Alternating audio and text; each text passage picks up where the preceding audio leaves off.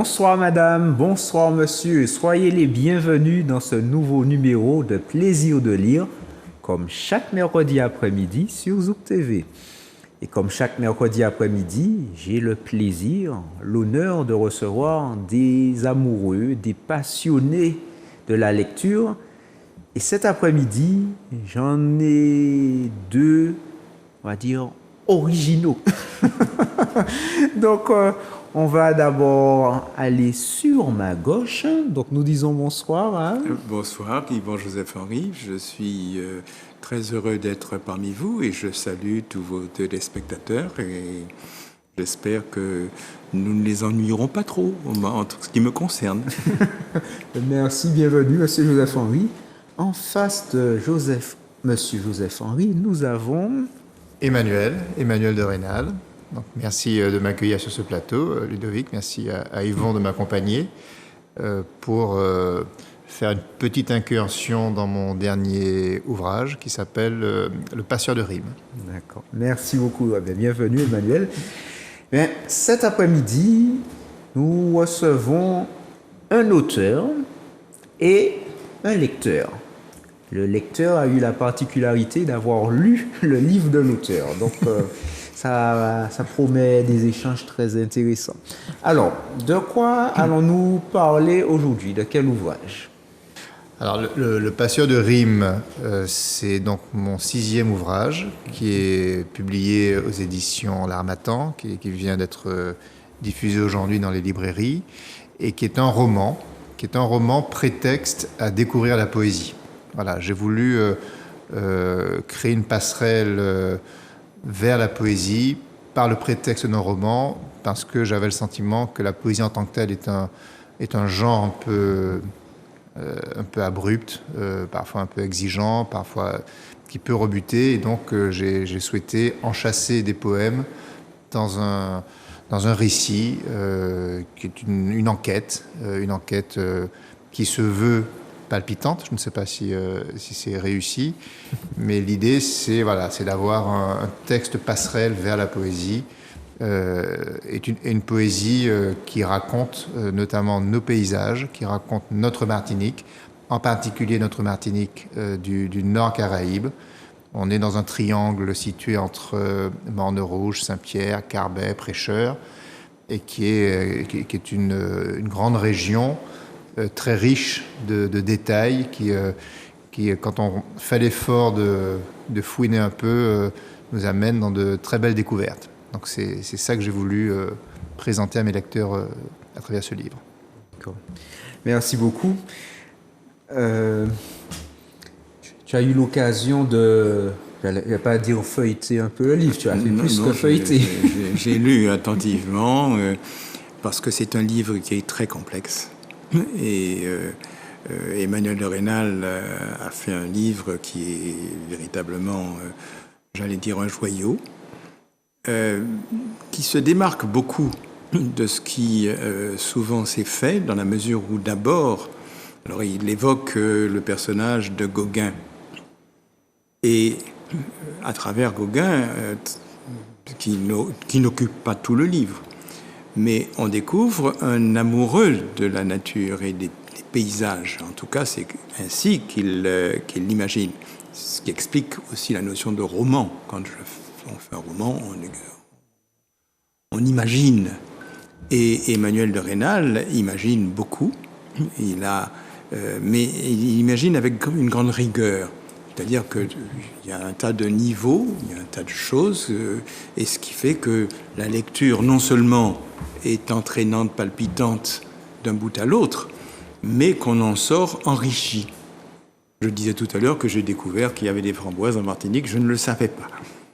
Donc j'ai déjà eu un certain gain de choses, et puis on découvre un tas de paysages de manière plus ou moins différente. Et je songeais à l'instant, quand il évoquait le Prêcheur en passant, il y a une dimension d'abîme que je trouve intéressante, parce qu'il y a deux abîmes. Il y a la mise en abîme de l'artiste, donc qui fait qu'il met dans une perspective les choses, et son livre est un ensemble de perspectives, c'est sûr. Et puis, il y a l'abîme, qui est la profondeur, qui est la perdition en quelque part, et que l'on retrouve évidemment à travers la catastrophe de 1902. C'est évident. Mais il n'y a pas que ça. Tu as parlé au début d'imagination de l'auteur et tu as parlé de framboises. Les framboises ne sont pas imaginées. Elles existent, elles ont Mais l'imagination, comme dans un film, c'est le travail que fait l'artiste à partir d'une réalité. Il faut bien un matériau. Donc son matériau, je ne veux pas tout dévoiler, mais son matériau est ancré dans une réalité. Le Morne Rouge, c'est une réalité. Saint-Pierre, c'est une réalité. Le Prêcheur, c'est une réalité. Et les paysages qu'il nous donne dans ces communes-là est un paysage et une atmosphère qui effectivement est parlante et nous renvoie à un passé qui reste en nous tous, puisque, comme il le dit lui-même, on a tous été concernés par la catastrophe de Saint-Pierre, mais en même temps, il y a un double élément dans le roman d'Emmanuel, c'est à la fois ce sentiment de mort, de choses qui s'en va aussi, et de vie, parce qu'il y a de l'amour. D'accord. Alors, moi, la première chose qui a attiré mon attention, c'est le titre de l'ouvrage, Le Passeur de rimes. Et puis, il y a le sous-titre, on peut voir à l'écran, Roman. Donc, c'est pas... Bon, tu en as un petit peu parlé en préambule. C'est pas courant, justement, de voir rime et roman, pas dans la même phrase, mais en tout cas côte, à quelques centimètres. Oui. Alors, peut-être pour expliquer, enfin, pour recontextualiser le récit, puisque ça me permettra de répondre à votre question, c'est... l'histoire, c'est un enseignant qui quitte sa Vendée natale. Donc là, on est loin de nos bases. Suite à une déception amoureuse, se retrouve par quelques hasards, se retrouve dans un autre monde, à 8000 km de ses bases, qui est le Morne Rouge. Et se retrouve enseignant dans une petite école du Morne Rouge. Et il a avec lui des élèves de l'âge de 13 à 15 ans, enfin selon les niveaux. Et ça devient son nouvel univers. Et dans ce nouveau quotidien dans lequel il enseigne, dans un monde nouveau, avec une montagne pelée qui le domine, avec un environnement agricole qui est celui du Morne Rouge, avec une commune, on est dans les années 78, donc c'est un passé récent, mais c'est quand même le passé de certaines traditions également. Il est confronté à un mystère qui lui parvient chaque semaine d'un poème différent qui arrive par des voix anonymes qui lui parviennent. Et ce sont des poèmes qui ne sont pas signés, ce sont des poèmes anonymes. Et donc, et chacun de ces poèmes raconte un endroit précis du Morne Rouge, de Saint-Pierre, du Carbet, etc., enfin, ou un moment, enfin, raconte une situation du pays nouveau dans lequel il se trouve. Et donc là commence une double enquête. Qui est derrière ces poèmes? Pourquoi ces poèmes? Et puis au fond, qu'est-ce que ces poèmes peuvent lui apporter? Et ça devient ces poèmes deviennent une forme, comment on pourrait dire, de passerelle qui lui permet de découvrir son nouveau monde. Donc là, la notion de passeur intervient. Et puis, il y a l'autre notion de passage, c'est qu'il y a bien quelqu'un qui, à un moment donné, l'utilise, et se sent un petit peu manipulé d'ailleurs, l'utilise pour faire passer de la poésie. Et donc, il devient, malgré lui au départ, un passeur de poésie et donc un passeur de rimes.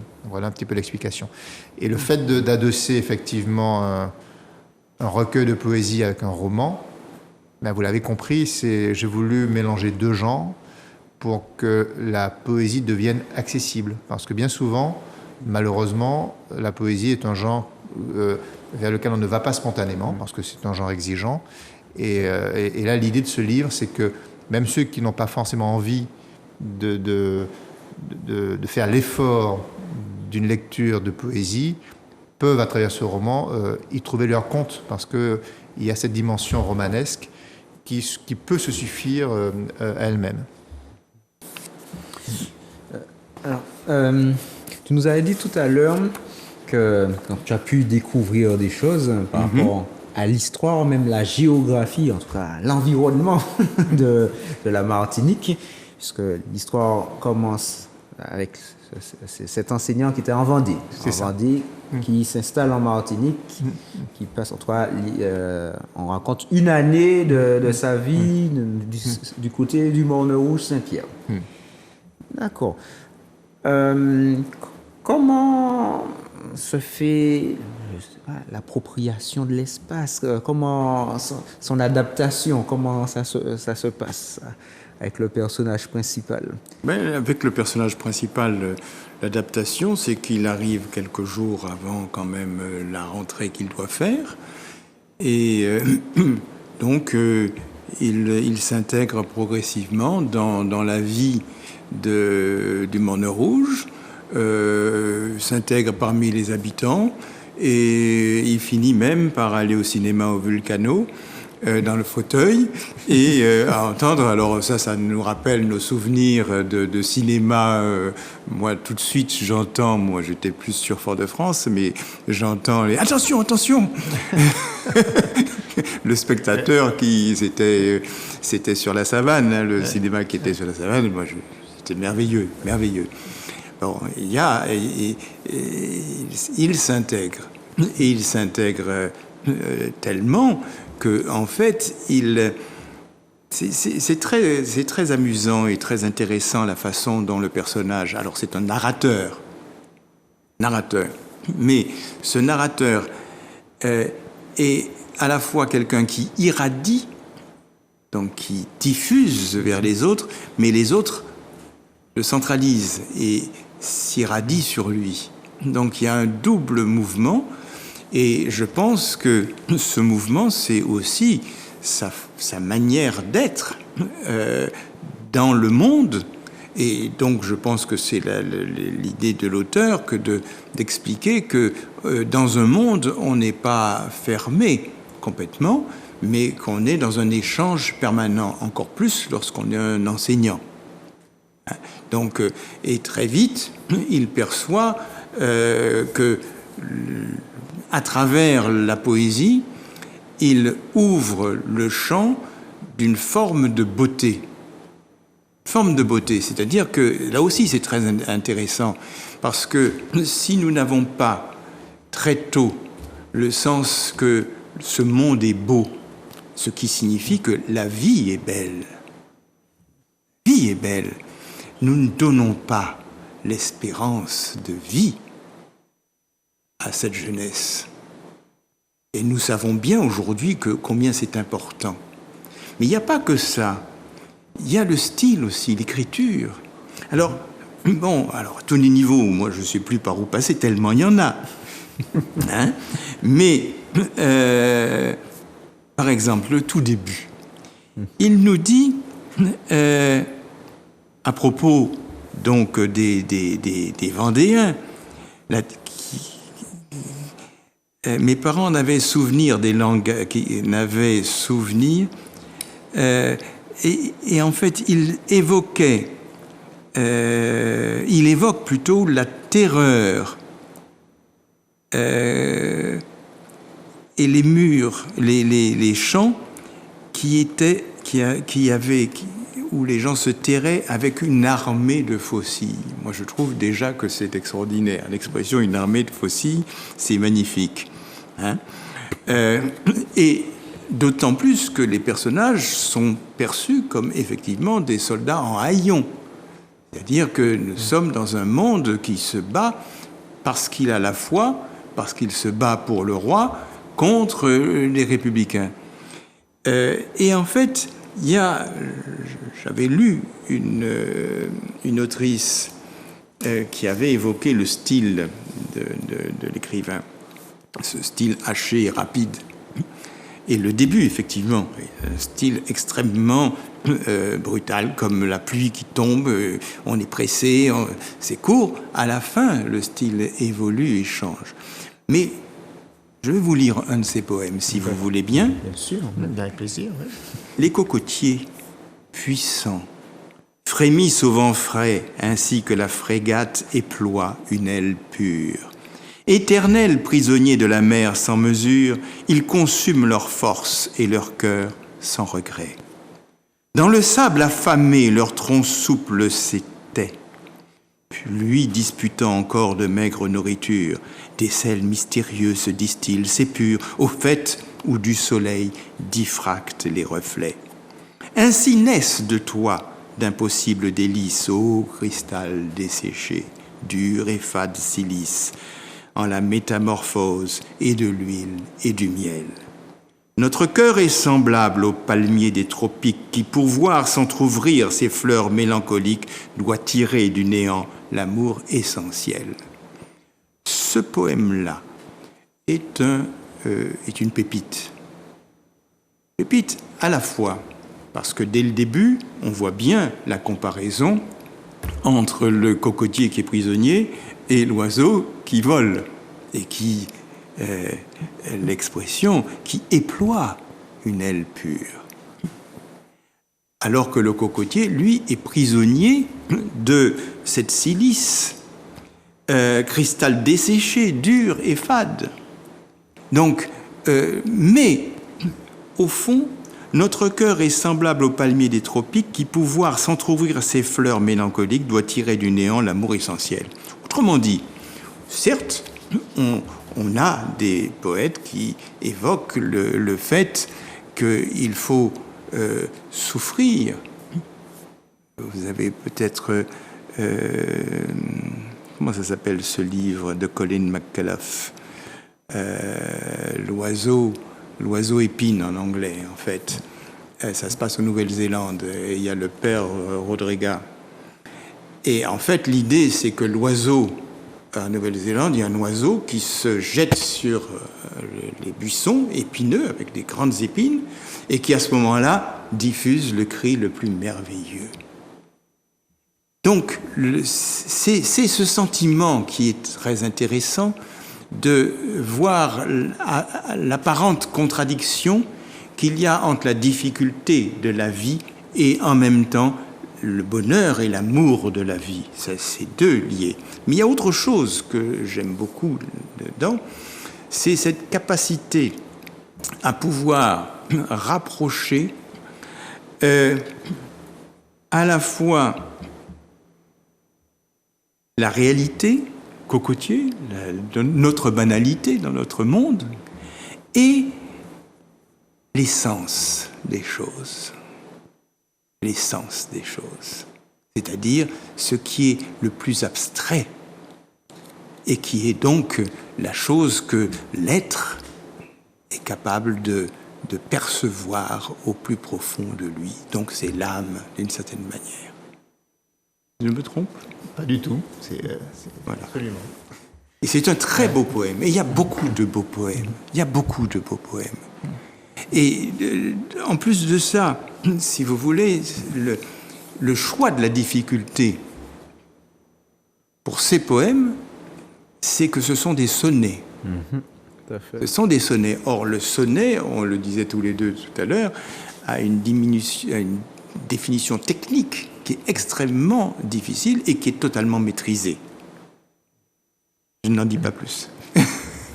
Oui, souvent, on peut voir, on a peut-être des vers libres, parfois dans certains ouvrages, mais le sonnet, c'est une forme fixe, traditionnelle. On le trouve de moins en moins, en fait. Oui. De moins en moins, dans le sens... Monsieur tout le monde ne va pas lire des sonnets. Et tu as réussi à introduire, même pas un, plusieurs sonnets dans... Oui, c'est une forme très académique, avec beaucoup d'exigences. Ce sont des alexandrins, ce sont des rimes alternatives, c'est 4 vers à 4 vers à 3 vers à 3 vers. Donc tout ça est très codifié. Mais en même temps, quand on multiplie la lecture des sonnets, il y a une musique qui s'installe, la musique des pieds. Et finalement, on arrive à goûter le plaisir de la poésie sans forcément rentrer dans le texte parce que ça installe une musique naturelle. Donc ça, c'est la force de l'académie du sonnet. C'est parfois intéressant de revenir aussi sur quelques fondamentaux parce que la liberté, c'est très bien, mais parfois, se raccrocher à quelques chemins d'exigence, ça a aussi son intérêt. Voilà. Et comment se poursuit ce voyage dans le Nord Caraïbe? Alors, effectivement, comme le disait Yvon, le personnage d'abord se promène au Morne Rouge pour en prendre possession, découvrir son environnement, découvrir les gens, découvrir le cinéma du Vulcano, découvrir le chemin de l'Aileron, donc il emmène un peu plus haut. Donc là, il va au contact de la montagne. La montagne, c'est quand même un lieu où la nature foisonne, il se passe plein de choses, des choses pas forcément connues. Il y a des rivières dans la montagne, il y a des framboises, il y a des oiseaux, il y a le siffleur des montagnes.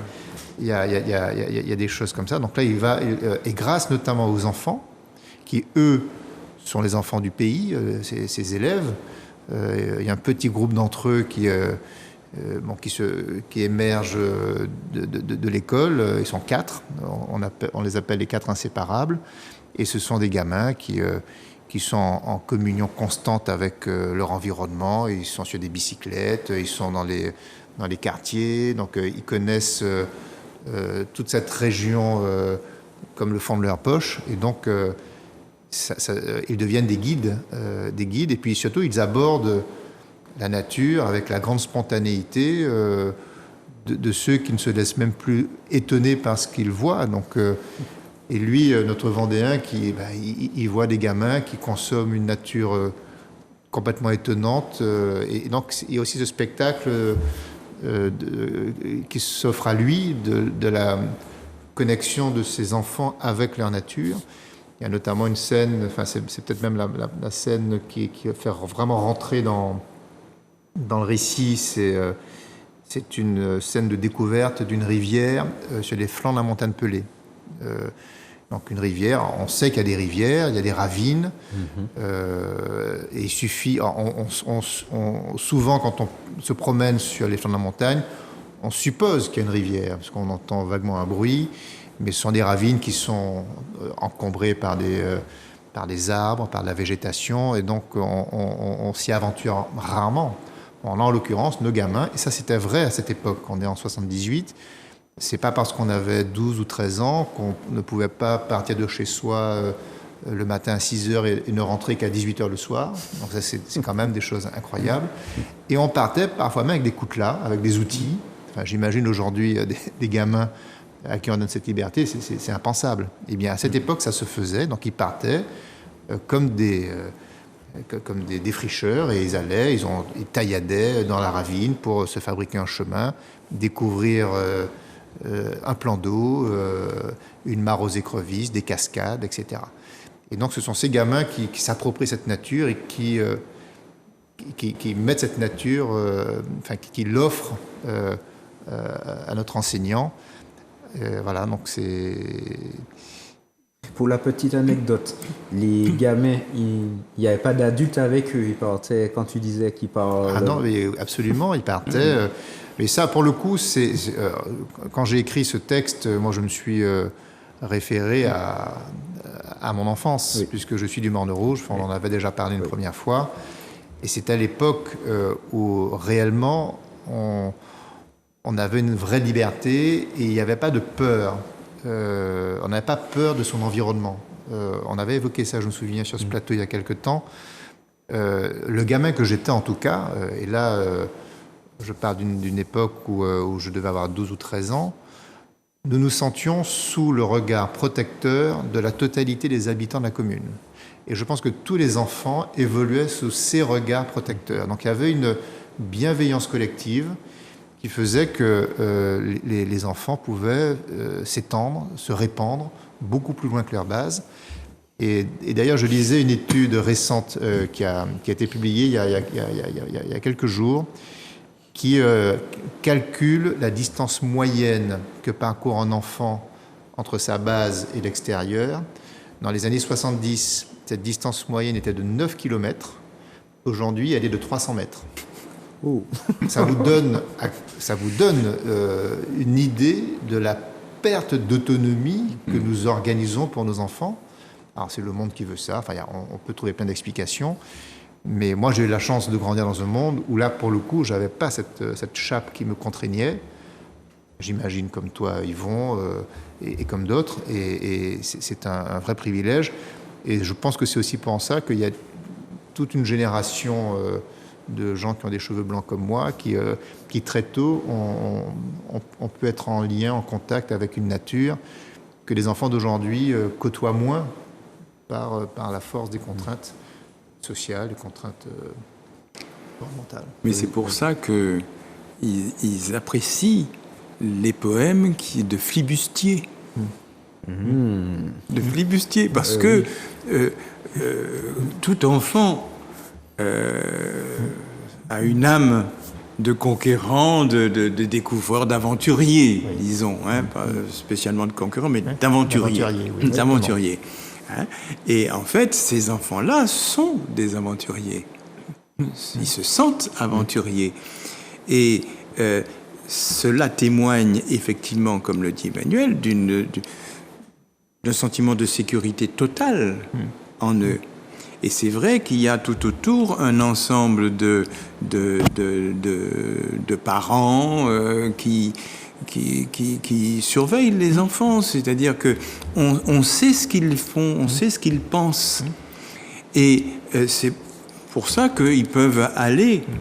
Et ce qui est intéressant aussi dans le roman d'Emmanuel, c'est que cette découverte, cette symbiose avec la nature a quelque chose d'extrêmement sain.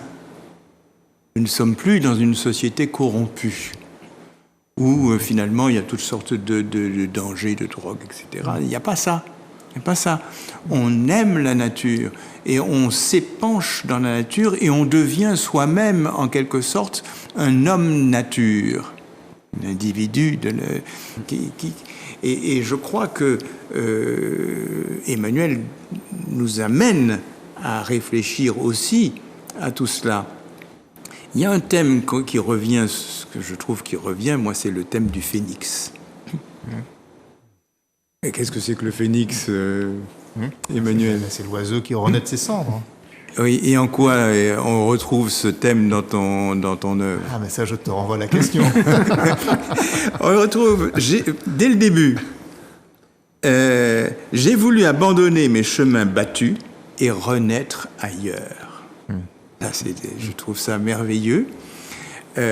Et en réalité, tu avais demandé tout à l'heure si, il s'est adapté. Non seulement il s'est adapté, mais en fait, à un moment donné, il se demande si finalement, il a changé de lieu, véritablement. Et cette Martinique qui disparaît est une Martinique, alors ça paraîtra peut-être de ma part un gros mot pour certains, mais tant pis, c'est une Martinique de la France traditionnelle. Et j'entends la vieille dame de la route des religieuses qui me disait « Yvon, est-ce que c'est beau la France ?» Nous avions une population qui était profondément acquise. Et au-delà de la France, il ne faut pas oublier que nous sommes des Iliens et que les Iliens, les premiers à avoir conquis la mer, à part les Espagnols, mais c'était surtout les Anglais. Nous sommes partout. Nous sommes partout. nous voyageons. Et c'est peut-être aussi pour cela que ces jeunes sont en symbiose avec ce monde de plage. On va, on se baigne, mais on voit l'éloignement possible.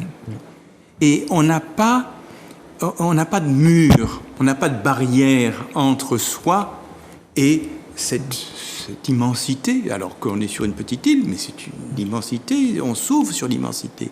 Et je pense que Emmanuel a réussi à transcrire cette immensité à la fois physique, mentale et abstraite.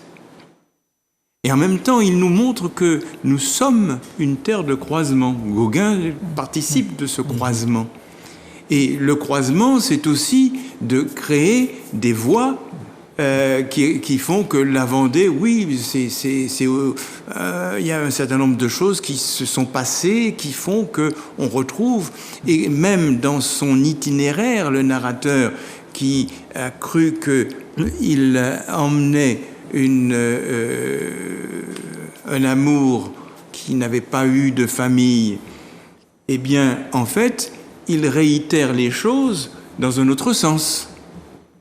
Et ce sont tous ces mouvements qu'il y a dans l'œuvre qui nous donnent ce sentiment d'abord de bonheur et puis de vie. Ce livre alors, il est souvent placé sous le thème de la mort, ne serait-ce que La Montagne Pelée. Moi, il y a un autre poème que j'aime bien, c'est celui du réduit du Christ, où l'auteur dit que les clous ont sauté. Les clous qui rivaient tes tendons. Qui rivaient tes tendons, donc pour qu'ils puissent s'échapper. Mais finalement, on s'étonne, ces bras ouverts, ce geste qui protège, en vain. Toujours la mort est là, qui nous assiège. Alors pourquoi, mon Dieu, avoir permis cela? Et je pense que ce livre est d'actualité quand on voit tout ce qui se passe autour de nous. Cette violence quotidienne, pas seulement en Martinique, dans le monde, nous retrouvons une force qui pose des problèmes, mais qui ne se laisse pas abattre par ces problèmes-là. Je crois qu'il y a une espèce de sérénité chez Emmanuel de Rênal qui m'a toujours émerveillé, un équilibre profond, mais je crois que c'est l'équilibre qu'il a su créer en symbiose avec le Morne Rouge, Saint-Pierre et une vie de famille. Ce qui ne veut pas dire qu'une vie de famille soit simple. On peut supposer que non. Non. D'accord. As-tu un passage préféré? Un seul, non. Non, je savais que ça allait être difficile, cette question pour toi. Un seul, non. Il y a...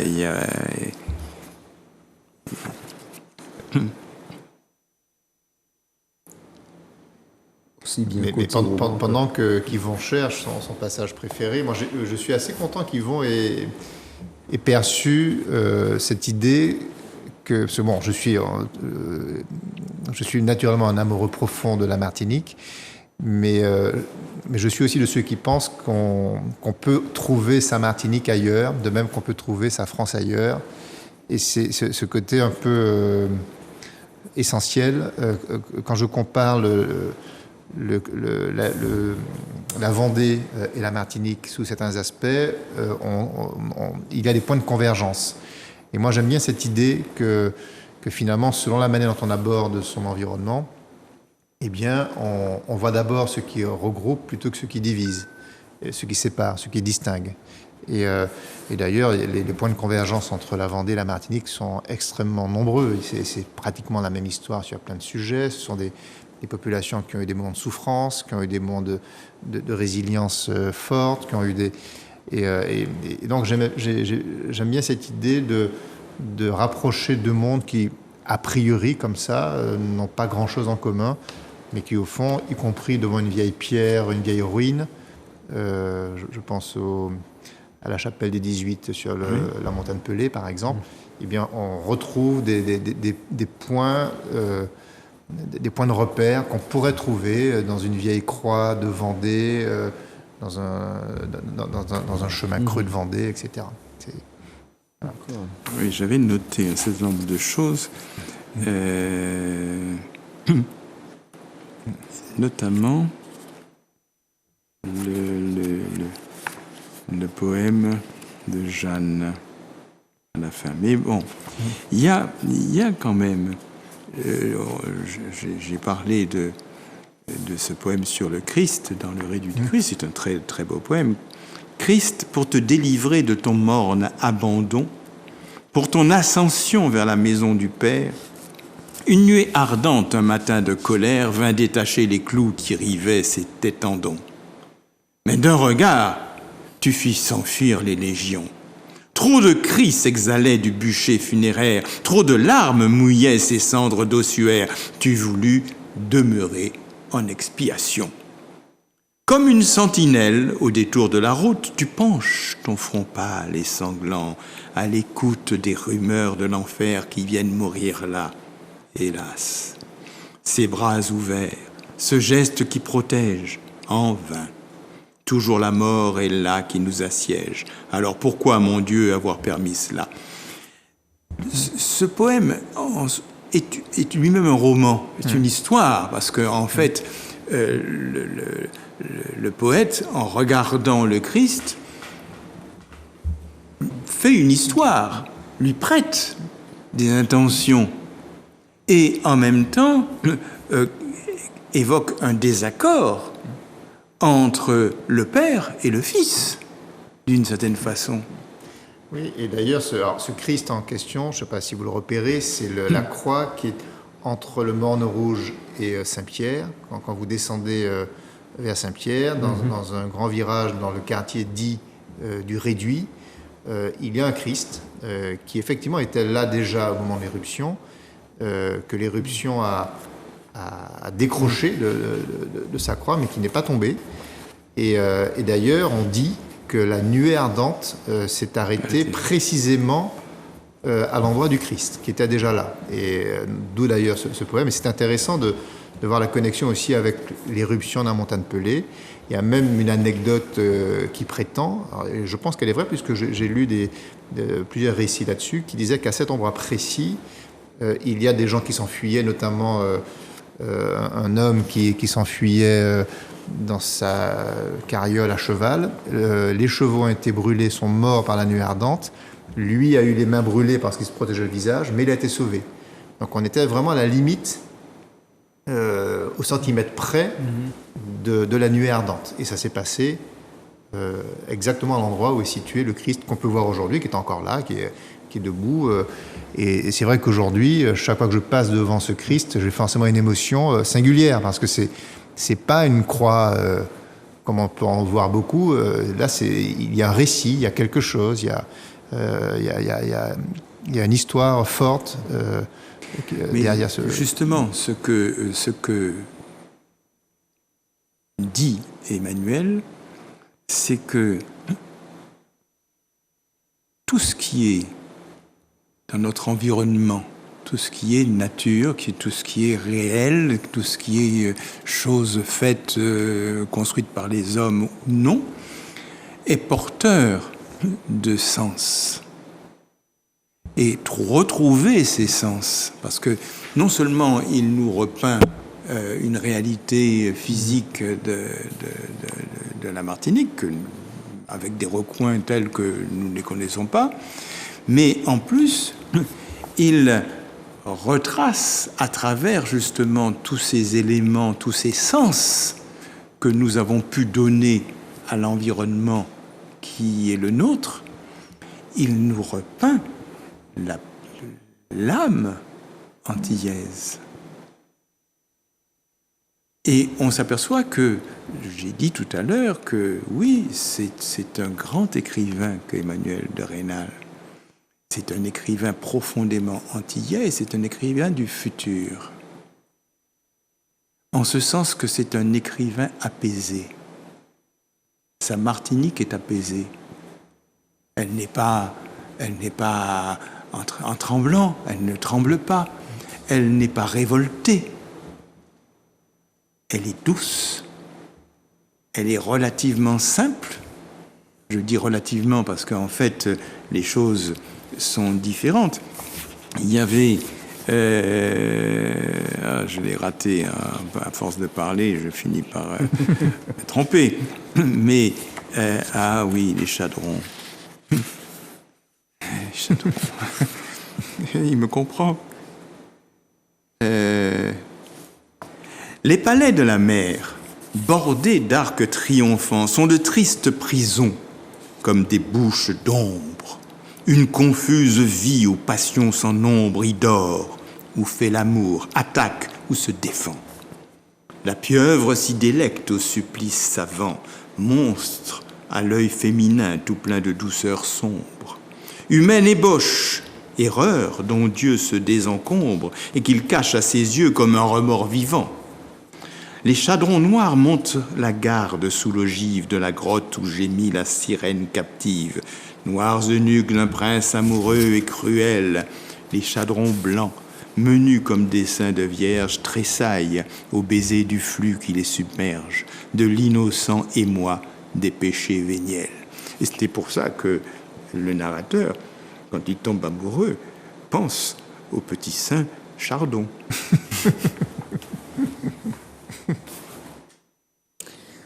Merci beaucoup. Il y a de la sensualité dans ces textes.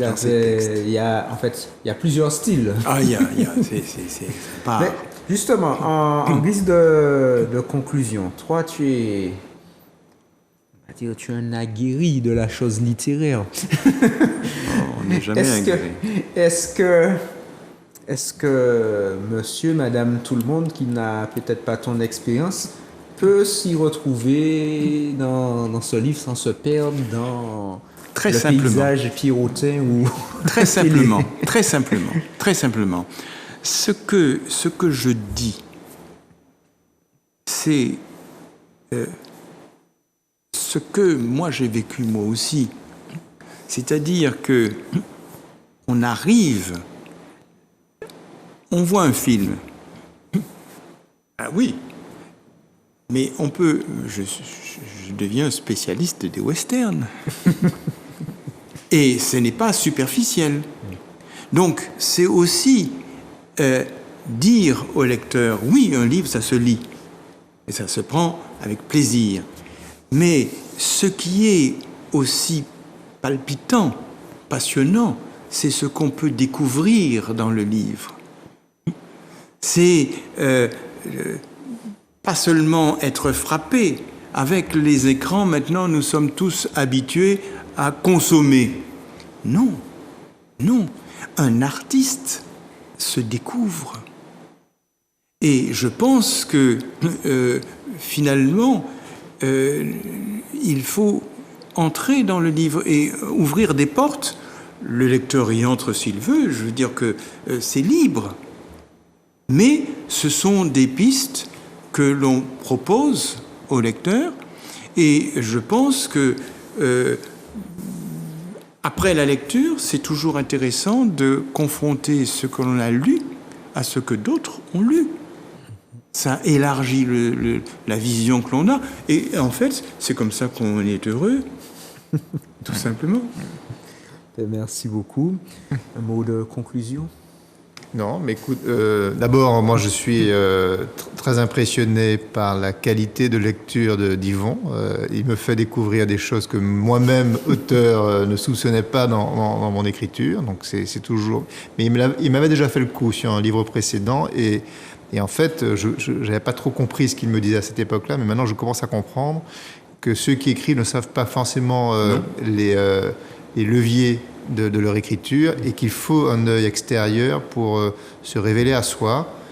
Et ce soir, aujourd'hui en tout cas, Yvon a été mon révélateur. Merci Yvon. Beaucoup dire, mais c'est avec plaisir. Merci beaucoup à tous les deux.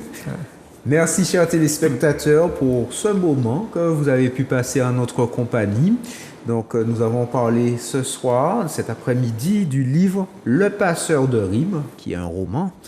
écrit par l'auteur et avec nous, Emmanuel de Rênal, et nous avons eu un lecteur critique en face, un critique au sens positif. Hein. La critique n'est pas forcément quelque chose de mauvais, hein. Il y a au contraire. Moi, j'aimerais que les téléspectateurs, en lisant le livre, fassent des retours. Parce que un auteur a besoin de savoir. On écrit pour un public. Et donc, voilà, on serait très heureux tous. Merci beaucoup. Si comme nos participants, vous souhaitez venir sur ce plateau, présenter un livre qui vous tient à cœur, vous pouvez le faire en composant le numéro qui s'affiche, à savoir le 06 96 19 41 13. Et nous nous ferons un plaisir de vous recevoir sur ce plateau. Nous vous souhaitons une bonne fin d'après-midi et nous vous disons à très bientôt.